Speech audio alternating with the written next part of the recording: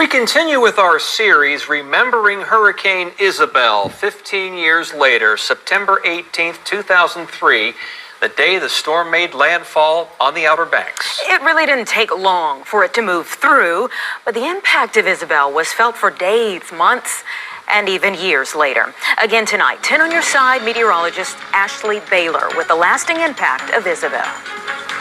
Once Hurricane Isabel hit the coast of North Carolina, it didn't take much time for the monster storm to pick up speed and plow through the region. But just like any major weather event, the time to recover was much longer than the duration of the storm itself. Just past 6 o'clock, Friday, September 19th, 2003, the day after Hurricane Isabel, and just now we are just beginning to see how widespread the damage is from that storm. That day after, just the beginning of a long road ahead for Hampton Roads in North Carolina, even from the very first images. Absolute mess. And it just was.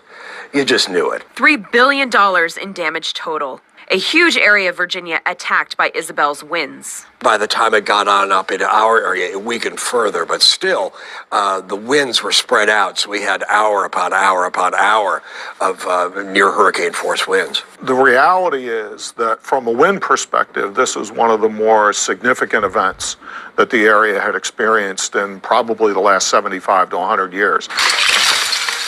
And a long-lasting power outage in the heat for millions of people. The biggest problem right now, about 4 million Virginians still without power, the largest power outage in the history of the state. And long lines for essentials and ice.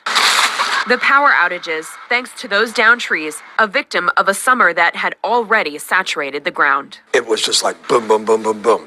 You'd go through neighborhoods, even my own neighborhood. There would be trees, there'd be 10, 12 trees down, giant pin oaks, with trunks that are this wide. They'd be just down like dominoes. And a tricky storm surge not seen since the Chesapeake Potomac hurricane 70 years before. The big surprise, I think, and the thing that we really didn't anticipate was how bad the surge was going to be up the James, the York, the Rappahannock rivers. Cities like Poquoson inundated. The Midtown Tunnel, closed for weeks after the storm, overpowered efforts to close it for flooding. And the waves, forever changing the coastline and structures built along it. Take a look, folks. Right now you can see, obviously, the pier is destroyed. The waves and seas and the storm surge certainly doing its damage to the pier. In all, 51 people died in Isabel's path, 32 in Virginia alone. The loss of life was really pretty light, considering what we went through with that whole day. It took months, even years, for some places to recover. The lessons learned by forecasters from Isabel's path and actions were invaluable. Isabel changed a lot. It's one of those data points that you don't forget, just because of how everything happened and the way it happened.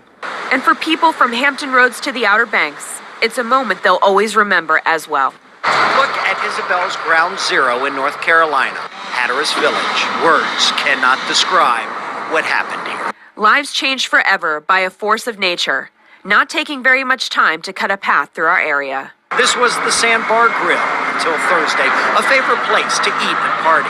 For now, the party's over. Some stories of recovery were quite amazing. Tomorrow night, Andy Fox with a personal story of one business owner who insisted in the hours after Isabel that she'd rebuild.